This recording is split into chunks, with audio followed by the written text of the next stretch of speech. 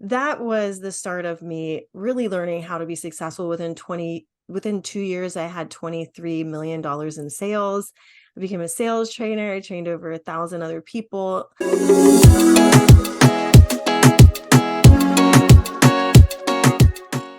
Hello, Empower Nation. Welcome to Empower Her Money podcast. I am your host, Angela Duncan. I am super excited for today.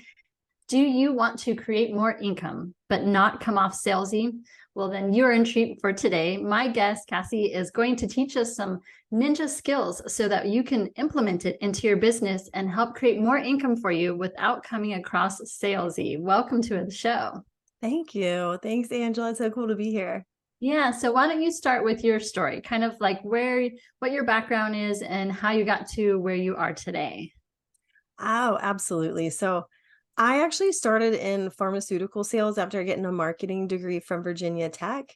And I was like 21 years old with braces and a bad haircut. And I just looked like I was about 13 on a good day. And I was calling on doctors that were like 3 times my age. And it was the birth of me learning how to, like, I never wanted to come across as salesy, but I always had to be effective because I got paid so much. It was like such a great opportunity. I was like, I can't blow this. I've got to be good at it. And so I started to model what other people were doing in my district and create my own selling style where I could really be myself and let my personality come out instead of being like like a statue or like a show pony. And also get the doctors and the offices that I called on to change their habits and really take action on things that they thought that they were kind of apathetic about. So that was the start of me really learning how to be successful. Within 2 years, I had $23 million in sales. I became a sales trainer. I trained over 1,000 other people in pharmaceutical sales and online. And now I am a sales coach for coaches who have inconsistent sales, who want to sell like 4-figure offers, but have inconsistent sales. So I do that with non-salesy sales strategies. So meaning, none of the DMing everybody who you meet and cold messaging and trying to follow the trends or dance on TikTok. Like, I am not about any of that. I focus on the untapped platforms like LinkedIn, selling in the DMs, because sales calls, believe it or not, like still are to this day, like pretty awkward for me. I feel like they're just, like they've never felt right. It's always been easier for me to sell in the DMs. So I like to help you do that too, because there's a lot of benefits to that beyond just making money. It frees up your time. You can have a chance to get your breath, back, like formulate your answers. Whereas I hate feeling pressured. And so I don't want you to feel pressured when you sell either. That's awesome. Yeah. If it wasn't for my marketing company, Res Marketing, I would not be on TikTok at all. In fact, I don't even have the app. So I'm grateful that they help you with that. But it's a different platform. So I like what you're talking about with LinkedIn, because it is a more professional platform. So talk about maybe some strategies that our audience can take back and implement so that they can improve upon, what they're doing. Yeah. So I actually love LinkedIn because I spent a couple of years trying to make Facebook and Instagram work. And I always say Instagram feels like that boyfriend that, like cheated on you or like left you and you just keep coming back to as soon as he's like, you want to go on a date? Like, I just broke up with my, like I totally feel like that for some reason about Instagram. And I have to, but I love selling on stories, right? So I love going on there. It's just, it tends to take a lot of time. Like, it takes me a lot more time than it needs to. Anyway, so I love LinkedIn though, because the average income of the users there are 6 figures. Only 1% of the millions of people on LinkedIn actually create content. So you can automatically start to stand out just by posting. And you can leverage things like the commenting in a strategic way. If you can find where your key audience and target audience hangs out, then you can be seen so quickly on a platform like LinkedIn. Whereas I feel like it takes a lot more work and time on a lot of the other platforms to be seen by your exact target audience that quickly. Gotcha, gotcha. Yeah. And I Mhm. find that too, when I'm probably not the best at LinkedIn, I maybe post every couple days there. So that's some good tips to maybe be a little bit more active on it, but also commenting on other people Yeah. that are kind of my target audience as well. So that's awesome. So when you're talking about like what kind of messages should we be crafting? Because I don't want to come across as generic or salesy, especially as a woman, I don't want to be salesy. So how do you build that relationship through those messages? Right. That's such a great question, Angela. So, so I see it as three different types of messages that you need to have when you're selling on any social media platform, but especially on LinkedIn. So you've got your broad marketing message about what you do and your specific sales messages to make you stand out. And this is where a lot of people trip up, especially now, because what used to work a couple years ago was fluffy messaging like live your best life or make more money or, have what is it? Manifest your dreams, and that could mean so many things to so many different people. And there's so many people creating content and putting that fluffy stuff out there that if you can get way more specific and get into like this mode of like, oh my God, she's in my head, then it makes it way easier for you to sell in the DMs because people start reaching out to you and you start getting noticed because you're you're seen as an expert and you build that know, like, and trust factor faster because they feel seen and heard. And Mhm. the other part of the messaging though on LinkedIn though is in that comments where the comments that you leave, you want to make sure you're adding to the conversation. So staying on topic with your broad marketing message, but also specific sales messaging targeted in, right? So your topics that deal with the offers that you sell or the things that you love working with your clients on.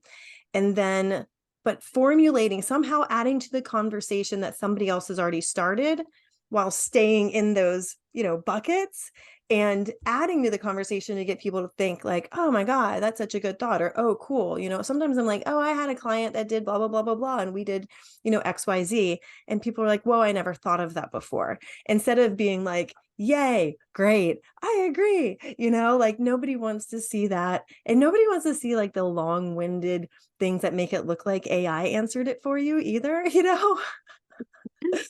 Yeah, yeah, I can So imagine that too. So be your expert in your comments. Don't be, obviously, I yeah. don't want to take over whoever did the original post, but don't just put like I Yeah. agree or good info or, put a little more content into your comment.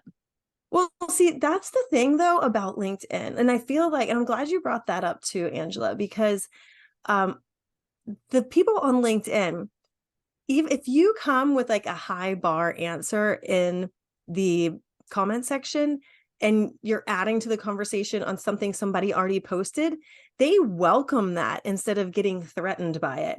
It's Mhm. like the most backward ass thing that you don't see on Facebook, because Facebook, you do that and the person's like, oh my God, she's smarter than me. But like on LinkedIn, people are like, yes, please with the brain. And they know most people are commenting on your things to get seen by other people, but it's also a chance to interact and it's a chance to network and it's a chance to get seen.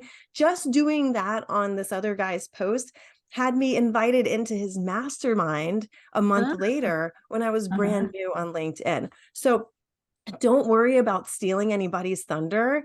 Like, I know why some people are commenting on my comments, but I don't care because I also know that like it's helping my algorithm, it's increasing the engagement.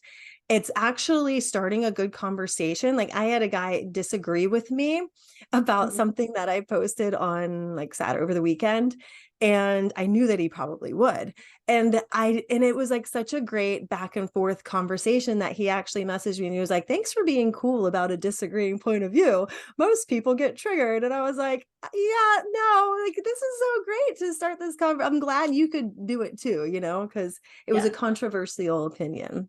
Yeah. So if someone is picking LinkedIn as kind of their platform that they're, advertising with their business, Mhm. talk a little bit about their own profile too, because when you start commenting or making posts, obviously people are going to click on it to see Mhm. what's on your profile. Are there any key things that you say should be on your LinkedIn profile so that that person Yeah. obviously views you as a professional or expert? Yeah.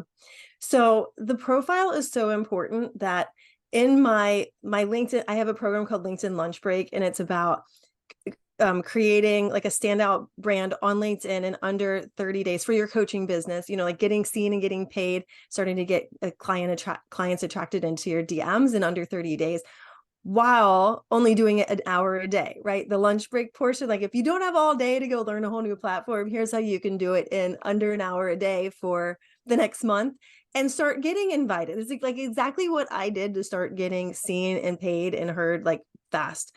And by the way, I made more money in 2 months on LinkedIn than I did like the whole year on Instagram last year. I'm just saying, like, it's amazing. So, but the reason why I'm bringing that up too is I have like six like hour-long videos in this course. 3 of the hours are dedicated to your profile. Oh, That's wow. how important it is. And Mhm. I couldn't leave anything behind because that is the part that's going to sell for you.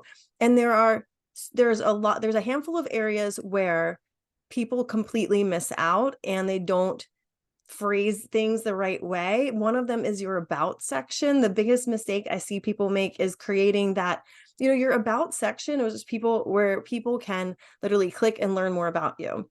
But if you're making that whole section about you and not about them, then it's going to be a huge turnoff, right? We don't want to go to the eye doctor and have like, I, like we want to hear how you can help me. I want to click there and be like, yes, yes, yes. Like I'd be nodding my head and not being like, oh, great, wonderful, good for you. You know what I mean? Yeah. So there's a finesse to doing that. And the other area that I really see people screw up is the headline, where they do the same kind of thing in the headline, or they put like, it's the headline searchable. This is all like a search engine. You want to make sure you have your keywords there, but people put the most random things that nobody actually cares about. So make sure that, and keep in mind, the beginning of that of like your headline is going to show up in every single comment that you make. So you Mm. want to make sure it's an impactful first 8 words, where somebody's going to see you left a comment, then look up at your picture and then read what you do and be like, shit, like she's cool. Let me go check her profile out. And that's how you start to get this huge buzz. The profile views go up, your followers go up, the right types of followers go up. Like, I've got all the strategies because that's just how my brain works. But I'm like, gotta get to the end goal the fastest way possible with the least amount of work. I have 2 kids and they do not let me do work once they get home. Yeah, yeah. Now, and I'm super curious now. I just wrote down that I'm going to go check your LinkedIn profile to see what the Yeah. headline says and what your intro is. So Yeah, I'm going come to go check it check that. out. Yeah. Yeah. So I have a fun question for you. Ooh. If you could pick a super talent or a superpower, what would it be and why? I would say being able to finish things, even when they're hard, because it's something I've really had to work on. There was a time a couple years ago where, I've always been a great student and I've always, had the pressure, I think, because I have 2 parents that are teachers. Mm. And I've always felt like you got to get straight A's or else you basically are going to eat off porridge and live in the basement until you get your grades up. You know what I mean? Like the torture. But That's anyway, um, so one of the things I noticed a couple years ago was that I had like 8 courses I'd signed up with, and they were all like 95% done. And I had all these projects. I had just remodeled the house, and there was like that last 5% was like, oh, those details. I've just been looking at them for 3 months, but I walk right past them to go start a new project, right? And it's such an energy leak, and it really kept me from accomplishing and feeling accomplished. I feel like it was connected to a kind of like a fear of success or perfectionism or some other sort of thing to keep me small. And that having like delaying that gratification of being like, yes, I can cross that off the list. Right. So now I've really worked on that so that I take things to the end, even if they're hard, because I know that next time I'm going to go and attempt to do it for the second time, it's going to become easier and easier and easier. But I think it's so relatable to being an entrepreneur and having a coaching business, because people really underestimate the amount of time and work and hard work that it takes and hours it takes to learn the skills to be successful. And like a 3-day master class that I'm offering now actually probably took 30 hours to put together, and launching an offer for 5 days. Like what you see on the outside is like the iceberg, like the tip. There's so much that happens in the back that, give yourself grace, but see it to the end so that you can see where the gaps are for next time. Good. Well, you finished that project, so I'm sure your clients are very happy that you finished that masterclass. Yes. All right. Well, yeah, we end today. Yeah, today's the last day, so I'm excited. Good, Yeah. good. So if our audience wants to reach out to you, if I have some coaches that are listening that need to create more income, what is the best way to find you? Yeah, so you can come find me on LinkedIn, Cassie Mackenzie. You'll see me with all the pink. I love the pink. Yes. I have a podcast called I'm Not Salesy, and it's all about selling in a non-salesy way, how to get seen on platforms like LinkedIn, how to sell in the DMs, things like that. And I have great guests like Angela Duncan. And then also on Instagram at XO Cassie Mackenzie. I have a lot of links in the podcast show notes as well. But yeah, that's the best way to find me. And you can come join LinkedIn Lunch Break too, because that's an evergreen program that I have currently. So you can reach out to me if you want to get in on that and start on LinkedIn. Yay. Awesome. Awesome. So that wraps up another episode of Empower Her Money. Hopefully you had your pen and piece of paper and writing those tips down. And if you need help creating more income as a coach, definitely reach out to Cassie and she will help you make lots of money and not sound salesy. That's right.